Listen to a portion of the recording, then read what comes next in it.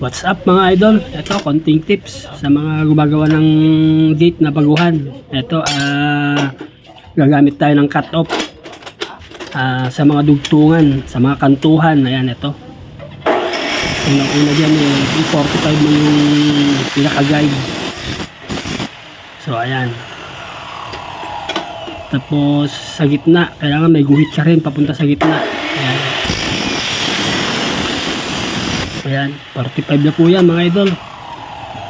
Nahati sa 45.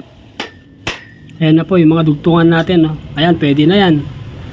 Pero kung gusto mo pa yung mas maganda pa, ito gagawin mo. Pero okay na yan, pwede na po yan. Ayan po, medyo nakalampas na siya. Sarap weldingin yan mga idol. Ito na, yung medyo mas maganda pa ng konti. Pwede putulan mo yung kanto. Kantuhan mo na lang.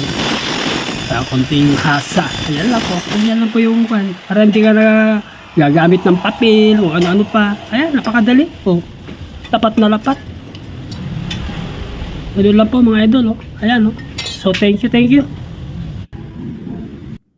Ayan, tapos na. Na-frame na natin. Next time ulit mga idol.